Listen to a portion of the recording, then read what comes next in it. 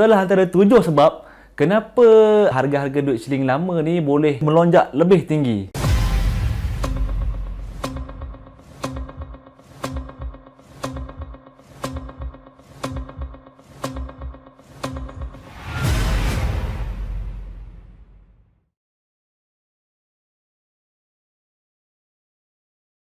Okay, Assalamualaikum you guys. Welcome back in Kereng Chronicle. Dalam segmen kali ni kan, aku nak bagi tahu kepada korang salah satu hobi aku. Hobi aku ni ada banyak tau. Salah satu hobi aku ni yang ramai tak tahu adalah aku ni seorang pengumpul duit shilling tegar. Aku bukan numismatik tau. Aku ni kumpul semua jenis duit shilling tau. Maknanya kalau aku pergi kedai, belah poket kanan aku ada RM10, poket kiri aku ni ada duit shilling 50 sen. Even kalau aku nak beli benda yang harga 50 sen, tak guna duit 50 sen tu, aku pakai RM10 tu. Balik rumah, aku akan tabung aku lah. Jadi memang aku betul-betul menghargai duit shilling aku ni lah. Hobi mengumpul duit shilling ni aku dah mulakan sejak aku dekat universiti lagi lah. Okay, kebanyakannya ramai orang ni dia tak berapa suka, tak berapa gemar dengan duit shilling ni kan. Berat lah, susah nak jaga lah. Tapi kalau macam aku memang minat duit shilling ni daripada duit kertas. Sebab apa? Sebab dia nampak macam banyak tau. Dan yang keduanya adalah dia senang untuk disimpan. Maknanya bila kau dah duit shilling tu, kau tinggal kau buat macam tak ada lah duit shilling tu. Biar je. Lepas tu nanti bila kau terdesak, barulah kau ni sikit kumpulan kau gunalah kan. Apa benda yang dimaksudkan dengan numismatik ni dah lah? Okey, berdasarkan website Warisan Numismatik House, dia ada menyebutkan numismatik ni adalah merupakan satu istilah untuk mereka terlibat dalam bidang mengumpul duit-duit lama. Orang atau mereka yang mengumpul duit-duit lama ni dan yang mengkaji berkenaan ilmu duit-duit lama ni, itulah dipanggil numismatik. Page yang sama juga ada memberitahu definisi numismatik ni dengan lebih terperinci lagi. Numismatik merupakan kaedah saintifik dan analisis untuk pengajian duit-duit lama berdasarkan sejarah sesebuah negara. Numismatik dalam erti lain bermaksud pengumpulan dan pengajian tentang mata wang lama yang merangkumi shilling, wang kertas, medal, kupon, token dan lain-lain yang sama dengannya. Maksudnya dia semua duit lah, bukan sekat duit shilling je. Semua duit. Asas penting bagi seseorang numismatik ni, seorang kolektor ni adalah mengumpul duit lama lah. Wang-wang lama atau wang-wang yang berharga lah. Yang kedua adalah dengan mengumpul duit lama ni, kita dapat mengenali sejarah-sejarah melalui duit-duit lama ni lah. Sebab kadang dekat duit lama ni ada gambar-gambar kapal ke, gambar-gambar orang ke, tepak sirih ke kan. Kemudian dengan duit ni juga, kita dapat mengkaji asal-usul sesebuah bangsa. Contoh macam duit-duit kita tu ada tulisan bahasa Jawi kan. Ada ke gambar parlimen dekat duit shilling. Mengenali dan menghargai mata wang. Kalau kita dapat duit-duit lama ni, kita akan simpan dan kita jaga dia lah. Daripada kita jaga tu maknanya kita menghargai lah duit-duit lama tu.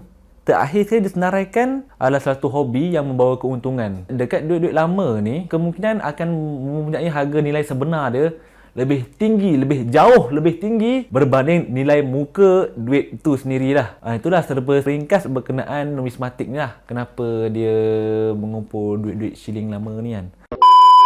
Sebab beberapa faktor kenapa sekeping duit shilling tu boleh jadi harga dia jauh lebih tinggi daripada harga nilai muka dia lah. Banyak juga website-website yang menceritakan kaedah-kaedah pengukuran sejauh mana duit tu boleh berharga.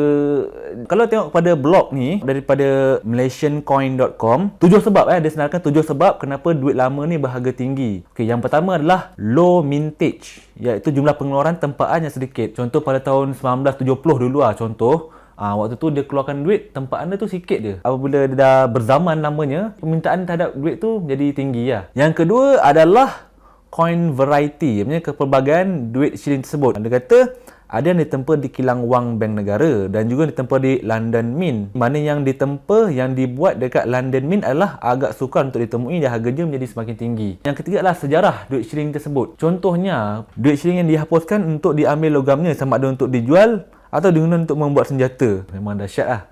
Aku pernah tengok cerita ni, The Patriot. Dia buat peluru guna mainan askar tu. Itu yelah, ni buat senjata ni aku tak tahu pasti macam mana kan. Kemudian permintaan daripada pengumpul duit lama. Kolektor-kolektor ni, diorang adalah sistem dia macam mana, dia permintaan.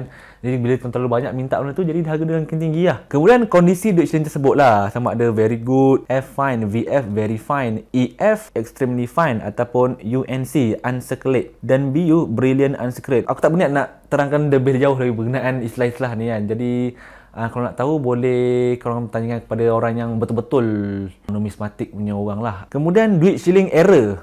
Duit shilling error Duit shilling error maknanya kau cop dia chop tak kena tersilap, tersengat sikit ke kan, dia chop salah ke kan, bila tersilap tapi harga dia boleh jadi melambung lebih tinggi lah bila dah lama macam ni lah. Itu adalah antara 7 sebab kenapa harga-harga duit shilling lama ni boleh melonjak lebih tinggi.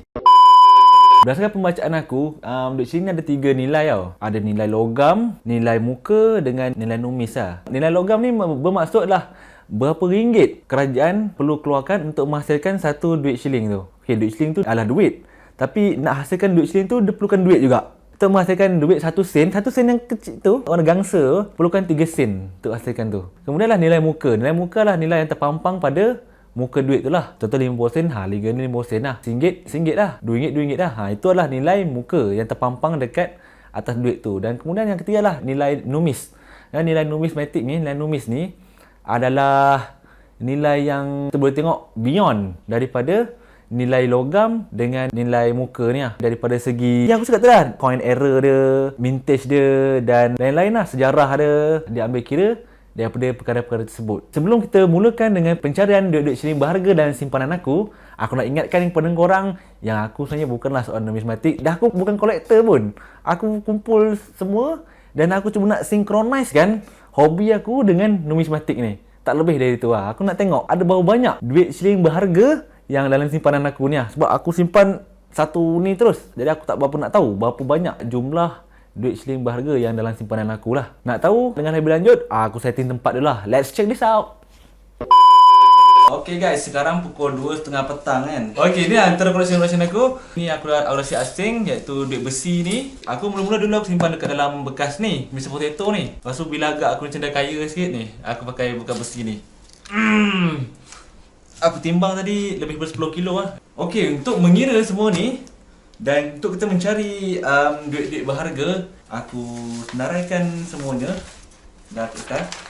Contoh kalau macam duit 50 sen ni, yang paling tinggi sekali adalah Parlimen tahun 1969 mil H je, yang tepi dia bergerigi je. Tu kalau ikut harga pasaran adalah 4,500. Yang kedua tertinggi adalah 1968 mil H juga, nilai pasaran dia 2,100.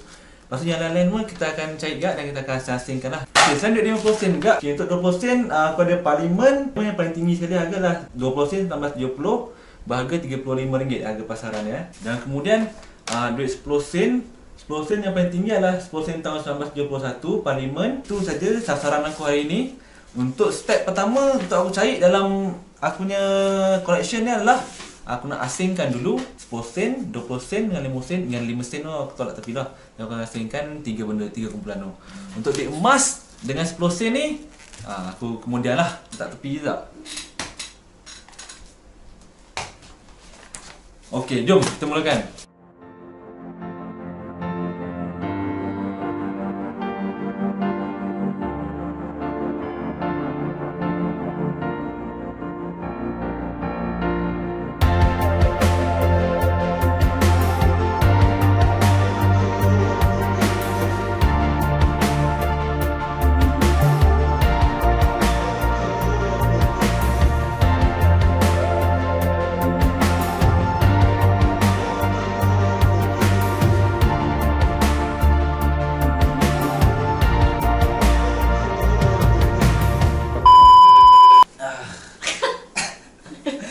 Aduh, penat guys. Sekarang pukul 11 malam. Aku dah start daripada pukul 2.30 sampai malam ni. Okey lah, kita teruskan kepada result kita untuk 50 sen, kalau ikut nilai muka, kita berjaya asingkan sebanyak RM20.50. Daripada RM20.50 tu, dia dapat kesan nilai numismatik dia adalah RM195. Itu semua aku dah asingkan kat sini lah.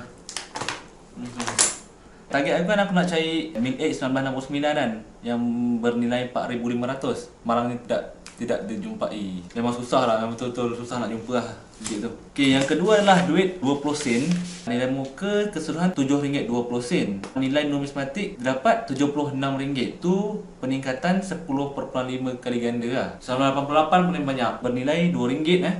Aku jumpa 31 keping. Ya, jadi bayangkan duit 20 sen berharga RM2. Target aku nak cari duit 20 sen bertarikh 1970 yang bernilai RM35 tak dijumpai ya guys. Untuk bunga raya yang kita target tahun 1994 bernilai RM16 pun tak jumpa. Tak jumpa tak. Next, yang terakhir sekali adalah 10 sen So 10 sen ni keseluruhan nilai muka dia yang telah kita orang kesan adalah RM8.20 saja. Tetapi nilai nomis dia RM116. Mana peningkatan adalah 14 kali ganda lah. Itulah antara kelebihan kita mengumpul duit lama. Sekian saja siaran untuk kali ini. Kita kembali ke Sri Pentas tadi. Cas. Okey, sekian sajalah konten aku untuk kali ini. Sekiranya korang rasakan video aku kali ini bermanfaat, minat dengan ilmu-ilmu numismatik ni, korang bolehlah tekan butang share. Dan sekiranya ada yang masih belum subscribe channel aku ni, sila tekan butang subscribe channel aku ni dan tekan butang loceng untuk dapatkan lebih banyak lagi konten-konten yang menarik daripada channel aku ni lah. Itu sahaja untuk video kali ini. Semoga kita berjumpa lagi dalam video akan datang. Sekian, Assalamualaikum.